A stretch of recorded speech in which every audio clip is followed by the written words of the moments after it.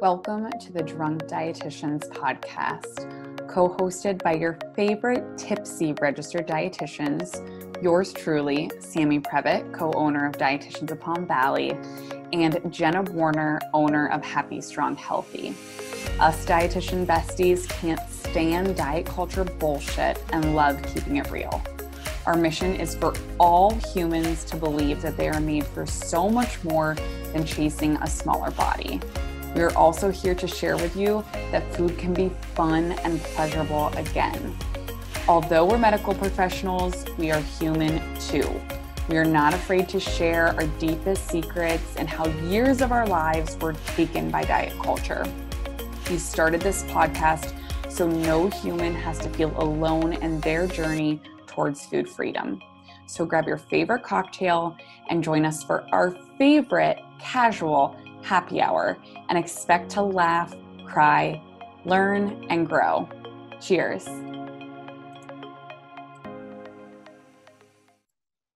Welcome back, everyone, to Drunk Dietitians. We are super excited. We have Miss Sammi Brondo today, and it was her first ever podcast. Like, we're both not sure how that's the case, but we have her first, and the conversation was amazing. If you don't know her by her first name, her Instagram name is Veggies and Chocolate, which you will absolutely know her by that. And the conversation covered so many different topics today, from food freedom to overcoming fear foods to pregnancy cravings, because she's about 7 weeks ahead of me and has taught me so much personally. And it was really fun to talk to her today about all of those things. Yes, it's been cool, whether it's Sammi, who we had on today, or even previous guests. Like, I feel like you and I are using this opportunity to reach out to like the people that we stalk and that we love, and we're like, talk to us. So the fact that we have Sammi on here, like, I remember following her years ago, and she was like one of the first to really get an Instagram following as a dietitian. And so just being able to like have a conversation with her about that and how it's changed for her over the years. And like you said, I think the big one we cover and go deep into is like those fear foods, how to overcome that, how to make peace with food. And I think this episode is going to be so helpful to so many people. And so fun. We talk about so many delicious foods today. You guys are all going to bring a snack while you listen to this one, because we covered some really fun foods. And I shared, like what Sammi just said, when I remember meeting Miss Veggies and Chocolate in person and calling her Veggies and Chocolate to her face. Like, it's so embarrassing now, but who cares, right? Well, I feel like, and I know we referenced Fancy a lot in this episode. For anybody who's not a dietitian, Fancy is like the big dietitian Super Bowl that basically all the dietitians go to for continuing education, which I've never been to. And which is crazy. Now it's going to be virtual and whatever. But anyways, it is funny to think about if you throw like all the dietitians in one arena, like people would come up to you and be like, hey, Happy, Strong, Healthy RD. And like, hey, find food freedom. Like, it's such a wild experience. And it's literally like, cause you're like, I know you, but I don't, but like, I know what you ate for breakfast today. Yes. How's your dog doing? Oh my gosh. I'll get that sometimes on client like intake forms or like applications. It'll be like, you know, the last question, anything else we should know? And they'll be like, tell your Frenchie I said hi. And I'm like, I think that's completely normal, but I'll like tell Luke, my husband, that, and he's just like, that's creepy. And I'm like, no, it's not. Like, I put bigs on there all the time. Like, they just want to say hi. So funny. Yeah, social media is wild. But like, that's like, it's kind of funny because when we have guests like Sammi, I feel like it's like, I feel like I know her, but I've never met her. And her, whether it's her TikTok or her Instagram, she's just so relatable and so fun. So this episode is definitely a good one. You guys are all going to know the posts that we're referencing when you're watching or listening to this as well, because they're all viral posts and just things that, again, like Sammi just said, are so relatable. So you guys enjoy. Can't wait to hear your takeaways, and thanks for listening. Welcome back, everybody, to Drunk Dietitians. Today we have an incredibly special guest who has the same name as our co-host. So don't be confused, but we have Miss Sammi Haber Brondo here today, Miss at Veggies and Chocolate. And I'm super excited because I saw on Instagram yesterday or 2 days ago that this is your first podcast appearance, which is like, I'm super excited about this. I don't know how that's possible, but I'm so honored that you are sharing this first with us. For those that don't know Sammi, I'm sure it's not many of you. Sammi is a registered dietitian with a private practice in New York City. Sammi graduated with a degree in psychology from the University of Michigan and a master's of science in clinical nutrition from New York University. She's also the author of The Essential Vegetable Cookbook, which is a cookbook with 130 simple and delicious vegetable-focused recipes. She practices an all foods fit approach to nutrition and believes that in order for a diet to be sustainable, it has to be realistic and enjoyable. I was telling the girls this right before we hopped on, but I remember meeting Sammi at Fancy 2 years ago. We were part of a Bonza yoga event, and I remember being like, oh my God, that's veggies and chocolate. But since then, her Instagram following has grown so much, and also on TikTok, she is a sensation as well. And we have some fun topics lined up today. One more like little thing, she's also single-handedly given me so much inspiration throughout my entire pregnancy so far. She is responsible for my Greek salad obsession, and next up is going to be bagels after what she posted this weekend. So without further ado, Sammi, thank you for being here. Thanks so much for having me and for that intro. I'm honored. Well, you deserve it. I think I remember you saying that, Jenna, that this was Sammy's first podcast. And I was like, there's just no way. Like, I don't believe you. So I'm super pumped that this really is truly your first podcast. And we will make sure that you have a fun time here. But because both of you are pregnant, you have to be sober.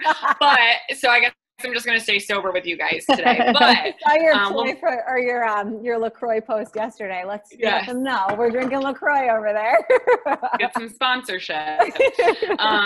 So before we get started and really dig deeper into all things veggies and chocolate, we want to start with just a quick rapid fire and ask a couple questions just to get to know you better.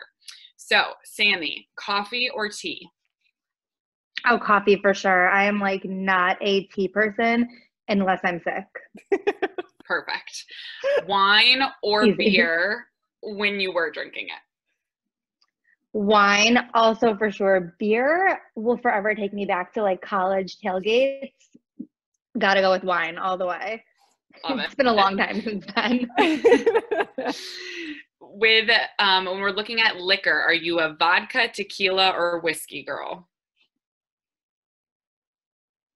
Okay, do you want to know a really embarrassing story? I'm Always. like answering your rapid fire questions so long-winded. At my bridal shower a few years ago, there was like a Q&A, and it was like, how well do you know Sammi? And one of the questions was, what's her drink of choice? And someone wrote water, because I'm so not a drinker. And I was like, this is kind of embarrassing, but also kind of accurate. So That's perfect. I'll say vodka, but you're saying vodka, yeah, because you have to. But we had Danielle Pacenti, one of our favorite trainers, on here, and she picked like water for everything. And she's really open about her relationship with alcohol. And I know that's something Jenna and I were like, we're called the Drunk Dietitians Podcast, but we like rarely drink in excess like we used to in our Penn State college days. So we have to definitely record a podcast on drinking. But so we're kind of with you. Yeah, with the water as well. Okay, perfect. Netflix and chill or night out on the town? I feel like right now night out on the town, because it's like so rare and it just sounds so nice. Yes, so with quarantine. Yes. Crunchy or soft shell taco? That was a trick. Ooh. Let's go with soft shell. I like that. Now here's the big one that Jenna and I always fight over. Debate. I'm looking on Instagram right now to see if there's any clues Ready. for it. Crunchy or smooth peanut butter? Oh, this one's so easy. And I'm curious who I'm gonna side with here. Waiting. Crunchy, 100%. Your food little sister over here. It is, there's a jar of creamy in our cabinet right now, and I give it to the dog. But Yep. Same. Well, when I exactly. come and visit Jenna, then your dog and me can share your smooth peanut butter container. On the peanut butter kick, though, my husband bought 4 jars of Teddy peanut butter. Have either of you tried Teddy? It's so good. Do you like it? See, I think it tastes like vomit personally. And it could just be my hormones, but he came back. He's like, I got the best peanut butter. He was so proud. And I was like, why would you bring that into our house? Like, had a meltdown over it. Oh, Lord. I was not expecting you to go there. A rough couple. I mean, I haven't had it for a few years, but I feel like I loved it. I'm a big Jif girl, but like I feel like I liked Teddy. Okay, let me know next time you try it. Yeah. Last question here. If you can have anything in the world in limitless quantities, but it cannot be money, what would it be and why? Wow. I mean, I guess I have to go with chocolate because what else would you want in limitless quantities that's not money? And we can even specify. We can even make it Reese's peanut butter cups. I think that's what I would go with. It's a perfect segue for today's topic. Thanks, guys.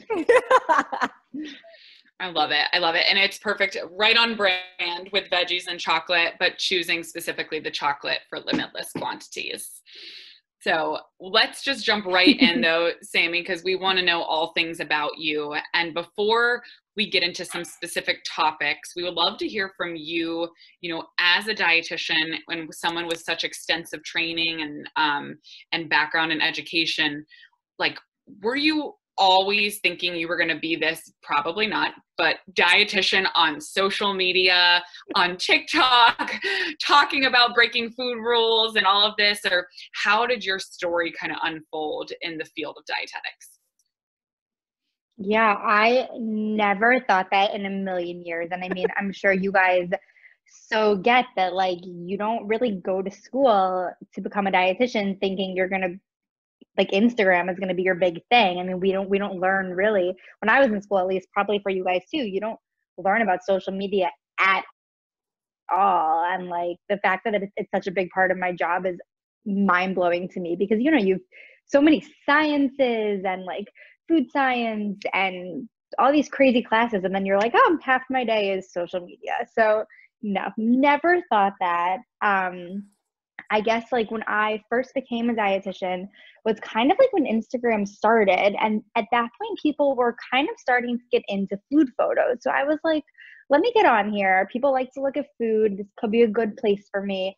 And if you scroll back, like my first photos, I mean, it would take you a long time. So I'll just tell you, I would be like, I'm going to try. Post-workout snacks should have protein and fiber or something like stupid that like no one cared about. And then it kind of evolved. And at first too, my messaging was a little different. I think I always had this like all foods fit, nutrition should be easy mentality, but my messaging was definitely a little more diety as I started. I remember I was working for another private practice before I got a full-time job at a hospital, and I was writing nutrition tips, and I wrote about how your peanut butter should always be natural. And the dietitian was like, well, what if people don't like natural peanut butter? And I was like, oh my God, wow, you're right. Like, you can't just give that recommendation to everyone. So I think as I've really like gotten more into the field, my messaging and my philosophy has so evolved where I would never tell someone to only eat natural peanut butter. Like I just told you, I eat Jif, which is the farthest from natural. And I really just try to make it like realistic and inclusive and sustainable. There's so much good that you just said there, and so much that like I think can hit home for a lot of our nutrition audience, in that it's okay that your message evolves and changes, which is so important, I think, for dietitians now to hear and to see successful dietitians that recognized that they weren't being inclusive and changing their message to really fit their morals and values. That's huge. That's huge. And it's so cool to see that, like you said, you could scroll back to old photos and it might look very, very different. But that's what, as dietitians, that's what we're continuing to do, is continue to learn and grow. And that's awesome that dietitian kind of called you in with kindness to say, like, hey, Sammi, have you ever thought about how maybe that might not work for everyone? And unfortunately, there's still many medical professionals that are kind of doing that sort of take on things. But I think it's shows like this, it's episodes like this, where people like ourselves, all three of us, I know Jen and I have shared our stories on here too, where we can say, like, hey, we didn't get it right the first time, but we're really trying and we want to listen. And so that is awesome. For sure. I can so relate to that. Yeah, I mean, like, not to like take it in this direction either, but it almost gets to a point where it's like, it's kind of elitist to tell people you need to only eat natural peanut butter or organic fruits and veggies, when, like, not everyone can get that. And realistically, if you just eat carrots, I don't care if they're organic or non-organic, like, you have to do what you can. So yeah, I think, like, learning to meet people where they're at is probably a skill you learn as you go along in the profession, and is so important. I love that. And I was listening to a podcast episode this morning where Elise Resch, one of the creators of intuitive eating, was talking about how intuitive eating is a privilege. And I never thought about it in that perspective, but what she was saying was, like, the host of the show asked, how would you tell somebody to grocery shop and within all foods fit mindset? And she said, I'm going to be careful with my answer, because it is a privilege to be able to stock your pantry and to have options available for people, which, past me, I was the same way. Like, your peanut butter should have oil and salt in it. And now I'm like, I'll take the no stir, please, with the added palm oil. Like, like, please.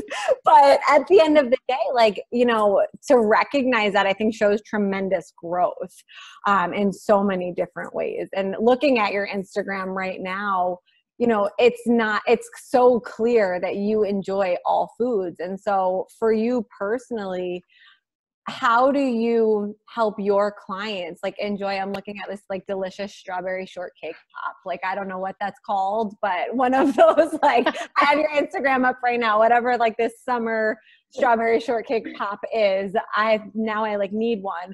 How would you help somebody who is so scared of that type of food, bringing that into this healthy mindset? Okay, so first of all, that is like that classic ice cream you would get from the ice cream truck, if either of you remember. Good it humor. Is like one of those things that's just as good as you remember. Yeah. I mean, there's a few steps to it. So when I meet with clients, I have them fill out an intake form. Yep. That's it. So good. I could go get it right now. I mean, so good. So I have clients fill out an intake form when they first start, and it has your typical questions, like, what made you want to come in? What are your goals? Standard stuff you would ask. But something I always ask is, what's your favorite food? And the reason for that is because I tell clients, I want to make sure we include it. And most of the time, it's foods like pasta, pizza, ice cream. And they'll say, oh, but I don't really eat it. And that's just not going to work, right? Like, you need to be eating this food regularly if it's your favorite food. Otherwise, when you see it, it's so hard to, like, feel in control around it. So I tell them from the get-go, like, we're going to include your favorite foods, and we're going to make sure you understand how. And then it's really, like, so much mindset work and kind of teaching that, explaining that if you have ice cream or a slice of pizza or whatever that food is, what's it going to do? Like, realistically, what is going to happen if you have one ice cream bar, one slice of pizza? It's not really going to affect anything. And I think, like, the biggest thing that most of my clients see is that when you don't allow these foods, they get put on this pedestal where you crave them so much, and they just become, like, so tempting that by the time you are around them, you're like, oh my God, I need to eat all of it before I can't have it anymore. It's that whole, last supper mentality where you're like, okay, I can have the ice cream today, but I'll be good tomorrow. Let me eat as much as I can today. So instead, it's a lot of reframing and reworking that mindset where instead you say, you can have the ice cream today if you want it, like see how you feel, see if you want more. And remember, if you want more tomorrow, you can have more tomorrow. And it's definitely a slow process, but I mean, it's such an eye-opening moment for so many of my clients when they figure out that they can have these foods and they can have them often, and that they can have, you know, a bowl of ice cream or a piece of pizza and move on. So it's definitely hard work on their part, but like such an amazing thing to see. So good. Yes. I love it. That's like, I feel like that's what intuitive eating principle 101 with making peace with food, and how it's just that restriction fuels the binging. And so to someone who would say, and I know, you know, this is something Jen and I do often, but I would love for you to, like, I'm sure we have a lot of listeners that can relate to that, to say, okay, you know, Sammi, I hear what you're saying. Like, I want to eat those foods, but if I have them in the house, I'm going to eat all of it. How do you go through that with them, or what would be your response be to them? Yeah, I mean, that's so common, right? And I'm sure we've like all been there where you don't keep foods in the house because you think you'll go crazy. And I actually challenge most of my clients to keep those foods in the house, because just kind of like I mentioned before, like if you all of a sudden, let's just like change the example and make it cookies. If you decide you really want cookies at night and you don't have them, then, you know, we keep pushing off the craving. It keeps getting stronger. Or you go to the store to get cookies and you find yourself buying a ton of cookies. Where on the flip side, if you know that they're there, it's like, okay, eventually it becomes, they're there, I can have one if I want. And you kind of learn how to manage that. So the two like big things that I tell them, one is I really like to teach clients like what a true craving means. And have either of you heard of this book? It's called Breaking Free from Emotional Eating. The author is Janine Roth. It's like an old book. I forgot, not old, but I forgot what year it was from. I'm going to look it up. She comes up a lot in our podcast. I need to purchase this book. That's so funny. I feel like it honestly is from like the 90s, but I mean, it's not a new book, but like, it's just, I just think it's so fantastic. And okay, I knew I was going to make it older than it was. It's from 2003, but still. Same thing. Same thing. Close enough. So 2 concepts that she talks about that I love. To paraphrase, like one is this idea of a true craving versus a buzzer. And a buzzer is something that if you kind of want it because of some external factor. You are scrolling through Instagram and you see a cookie that looks good. You walk past a bakery that smells really good. Your friends are talking about cookies and all of a sudden you want a cookie. That's a buzzer. Whereas a true craving is something that it's more internal. It comes on, you know, not from something you saw or smelled, but it's really something that you want that's specific, that you can pinpoint, that instead of being like, oh, the bakery smells good, I could get something, you're like, I very specifically want a chocolate chip cookie from Insomnia Cookies. And like, you're thinking about it for a while. So I try to teach them the difference between those, because usually with the buzzer, once you keep scrolling on Instagram, once you walk past the bakery, it goes away because it kind of leaves just as quickly as it came on. Whereas with the true craving, that's not going to go away. The only way you're going to satisfy that is if you have what you're craving. So I like to teach clients like what that looks like, you know, how to satisfy it, and that when it is a true craving, you should really honor it. And then the other principle that or I guess like more of a story that she talks about that I love, is she basically says that like there was one time where she told herself she was going to eat whatever she wanted, let herself have food and see how it goes. And she ended up literally eating cookies for like 2 weeks straight. And she started to get worried because she was like, oh my God, like, am I ever going to eat something else? And finally, after the 2 weeks, she couldn't look at a cookie. All she wanted was like a fresh salad. And I love that example because it shows so clearly that like, if you don't let yourself have something, it might take a while to feel satisfied, but like once you finally feel satisfied, you're going to want other foods. So you really try to like show those those two concepts, I think they're both like super powerful. I love that. And that's that whole idea of food habituation for anybody that's listening, right? That's exactly what you just described is, have cookies for 2 weeks, 3 weeks, 4 weeks. And eventually you will look at a cookie and be like, holy shit, I don't want to eat a cookie ever again. Now, of course, we don't want to do that. We want food to be enjoyable. But until we can truly believe like we have full permission to eat these things whenever we want, that's such an important point. So that was awesome. Mm-hmm. I feel like with that whole concept too, it's something that I guess to bring it back to the emotional eating aspect, I find that so many people are so confused by that term. And I think that there are some dietitians that can help with the confusion as well, where emotional eating becomes this like stigmatized, mean, bad thing. But like, I always try and tell people that like, every time you eat, it's emotional, whether you're really enjoying it, whether you're really not enjoying it, whether you're having in a happy moment, celebrating something, whatever it is. And if we could start to normalize emotional eating, we would all be in such a different place. That's so true. I can't remember. I either just made a TikTok about this or like planned an Instagram post about this, but literally exactly that. Like, emotional eating is normal and it's okay. And sometimes food like might bring you joy and comfort, and that's totally fine. Exactly what you said. I so agree. Yes. I think another way too, I see it with clients, and Sammi, I would like to hear if you see this. Sometimes I'll have people come in that think they categorize themselves, right, as an emotional eater, using air quotes for that term. But then when you get down to it, you're like, you're just not adequately fueled. Like we're eating like 2 egg whites for breakfast, a salad with grilled chicken for lunch, and then they call themselves an emotional eater because then they're eating like every carb and every sweet they can find from dinner on. But then once you get food in them, they realize they were actually just hungry. Angry. Yeah.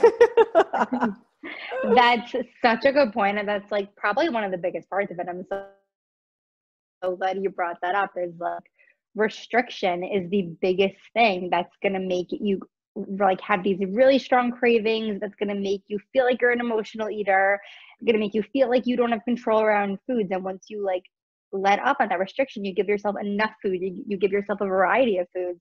Yeah, you're like, oh, I wasn't eating because I was stressed, I was actually just hungry. Like when you're full and satisfied, you're so much less likely to eat because you're bored or binge eat, or just eat till the point of feeling uncomfortable. It's such a good point.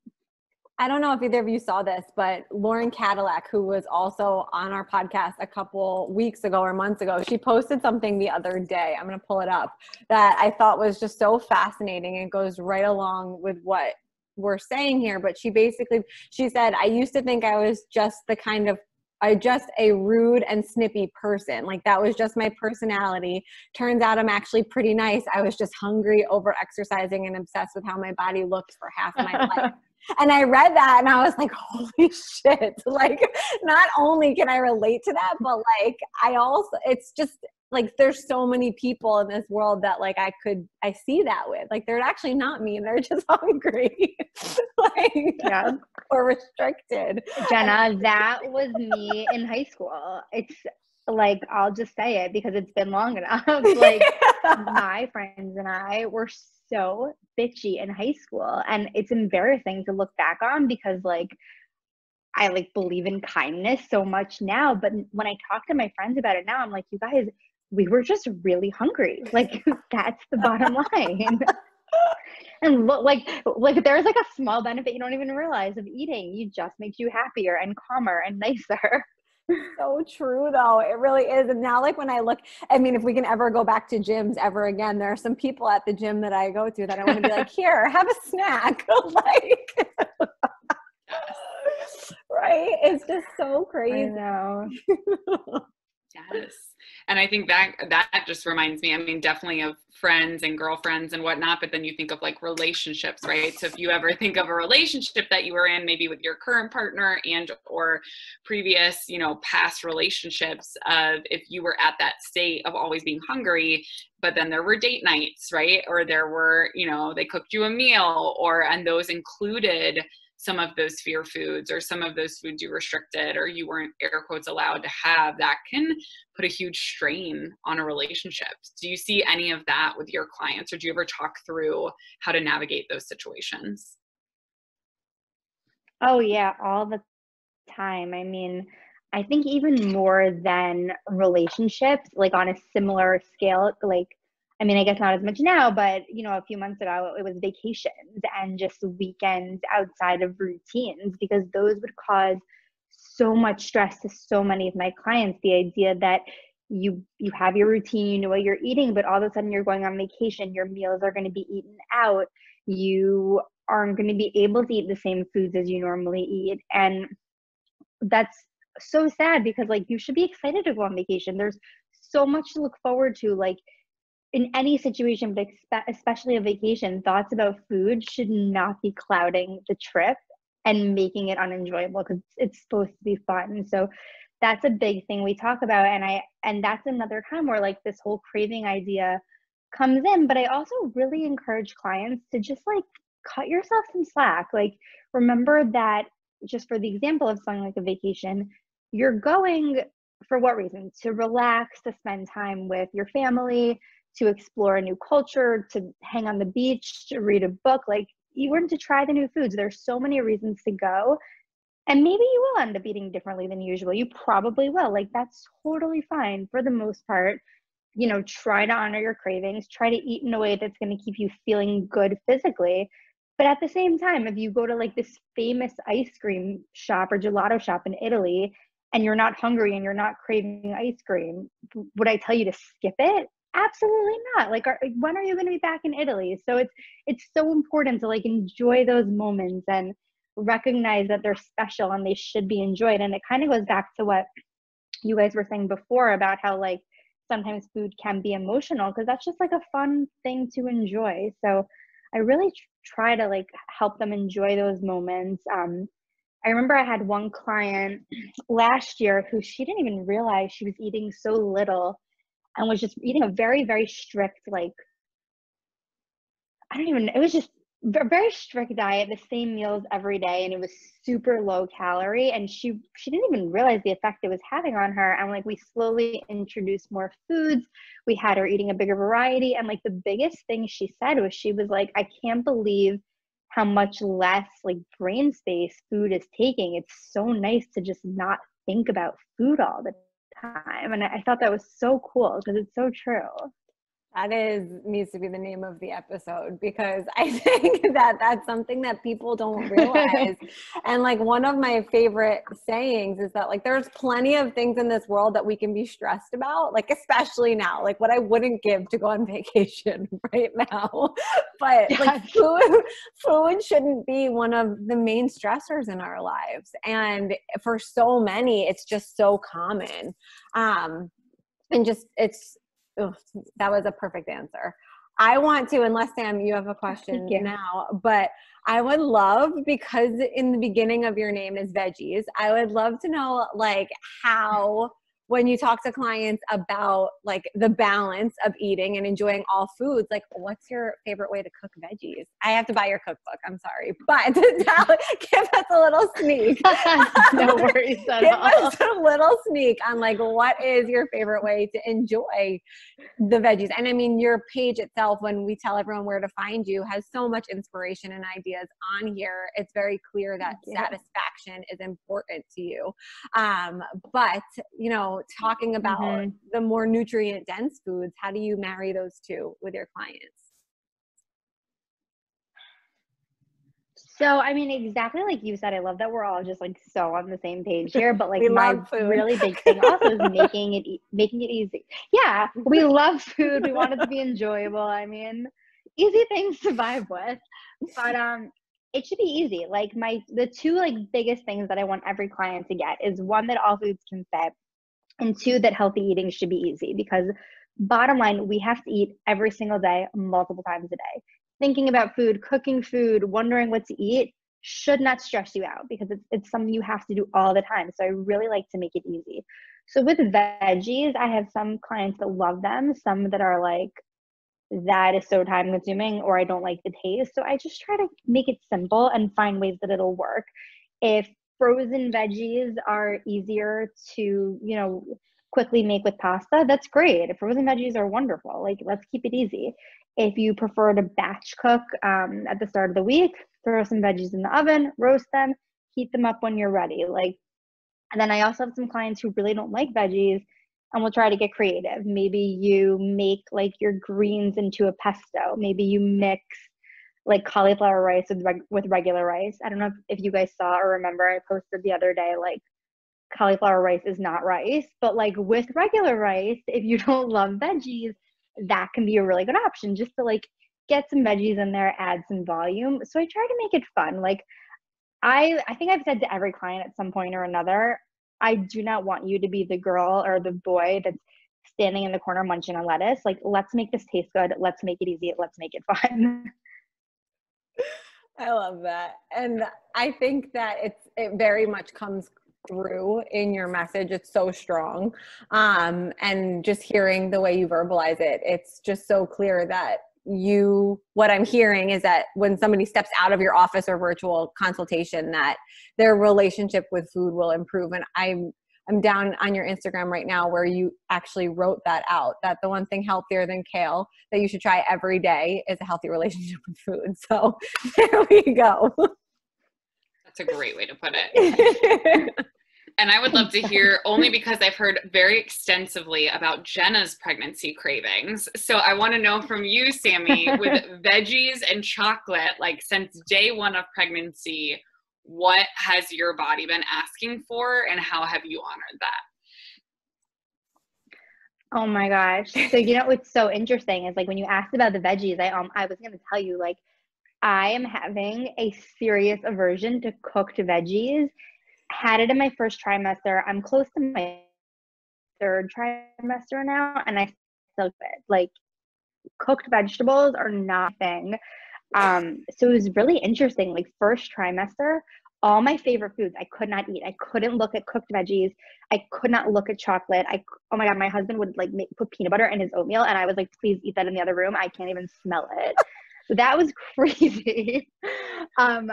And it's nice too, because like, I think pregnancy, and I'm sure Jenna, you'll agree, like, it's literally the ultimate test of like being able to listen to your body, because you have no say anymore. Your body wants the craziest things or doesn't like the craziest things. And it's so nice being able to listen and be like, all right, if this is what you need, this is what you'll get. So I've got very into salads. I know Jenna feels me on the Greek salad.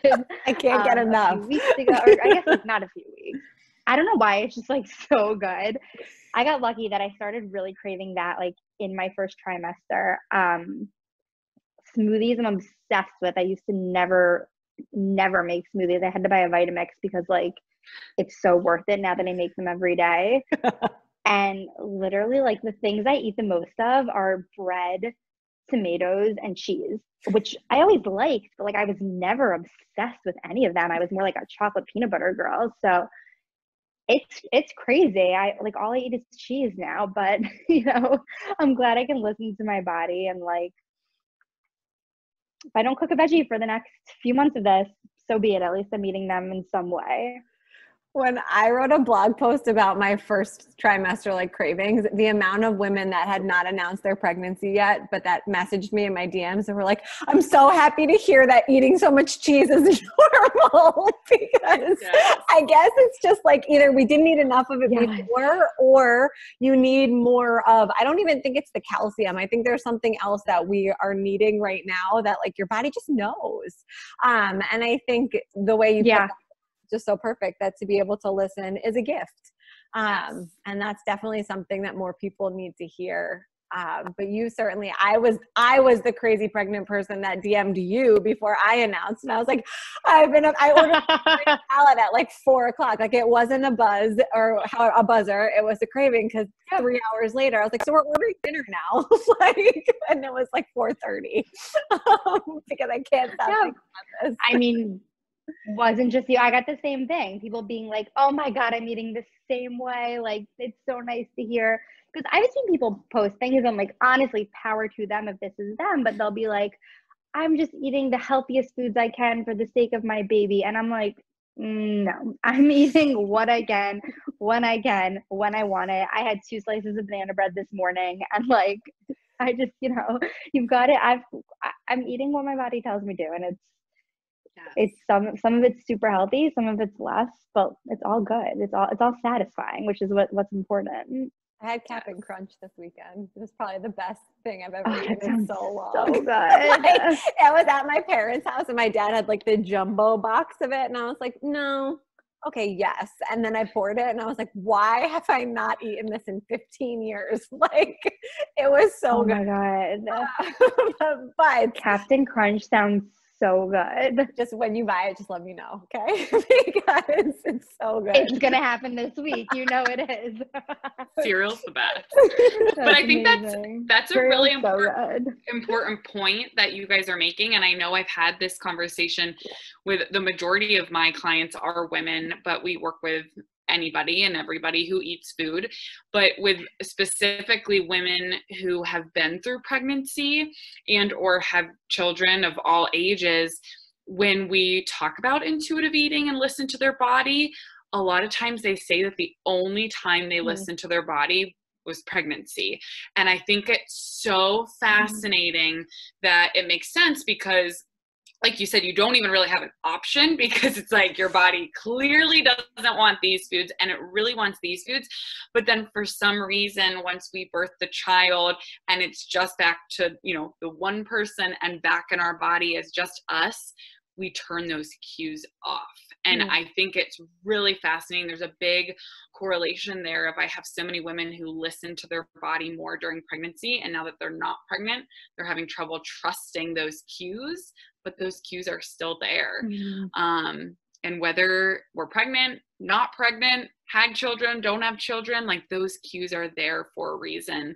And even if you're not pregnant, you can have Captain Crunch, right? So 100%. I think, yes. So I think it's very so true. Yeah, but it's so cool to hear that from you guys because I think so many people like choose to ignore after they have a child, even though they felt those cues. So it's a really cool connection there.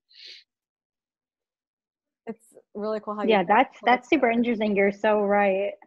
It's almost like women are prioritizing the baby, which I understand, but they don't prioritize themselves, which I can relate to. I mean, previous versions of me did not prioritize her health, but that's such a cool correlation. I'm interested to hear people's feedback on that. Good one. Thanks. Yes. Well, I feel like we covered so many important things today, from the concept of all foods fit, how to bring fear foods into your life, and, with salmon and pregnancy cravings and listening to your body, which is a full circle here. But just to really close it out, I mean, if there was one, we call this our nutrition tipsy, even though we're all drinking water right now. But if you could really close this episode out and have our listeners take away one major thing from today about either their relationship with food or bringing food into their life, what would it be? That's such a good question. I love that. I think really that all foods can fit. I know I do a weekly Q&A on Instagram, and someone asked me a few weeks ago, and it just really stuck with me. They were like, if you could give your younger self one nutrition tip, what would it be? And that was it, that all foods can fit. Because I know it sounds simple and it sounds like not a big deal, but it so is when you think about it, because once you have unconditional permission, you can eat any food anytime, it just makes food so much less exciting. Not that food shouldn't be exciting, but it makes it more realistic, more manageable, more like, if I want a salad today, I'll have a salad. If I want pasta tomorrow, I'll have pasta tomorrow. It makes it easier it makes it more fun, it makes it more manageable, and it makes it more enjoyable, which is really what you want. So definitely that all foods can fit and there's a time and a place for everything. I love that. I love that. That's so good. So good. And that's like, just like Jenna had called out on your Instagram before, it comes back to like the only thing healthier than nutrient dense foods is a healthier relationship with food. And that's that integral piece of all foods fitting. So Sammi, I know we've already said it like 500 times on this podcast, but for those people who are listening, where is the best place for them to find you? So my Instagram, of course, is veggies and chocolate. TikTok is also veggies and chocolate, or my website is sammybrondo.com. But all that info is on Instagram too. The best. Well, we are wishing you the happiest, healthiest, and easiest third trimester. Cannot wait to continue to have you inspire our food choices. And just thank you for being on here today. I hope this opens up like a flooding amount of podcast episodes for you, because you have so much great things to share, and we appreciate having you here first. Thanks so much for having me. It was fun. Yay. All right, everyone, have a great day. Guys, thank you so much for listening and being here with us. I am virtually cheersing all of you. We absolutely loved sipping on a cocktail with you and sharing as many nutrition tipsies as possible during this episode. We know there are a ton of pods out there, and we are so appreciative of your time that you spent listening to us today. Please be sure to check out the show notes for episode details and all of our guest information. We promise to keep bringing you the best and the most knowledgeable and fun guests we possibly can. Please be sure to subscribe, like, share, and post if you enjoyed our content today. And visit us on Instagram and Facebook at Drunk Dietitians to find out what is up next for us on the pod. We absolutely love you. We appreciate you and can't wait to spend more time cheersing with you soon.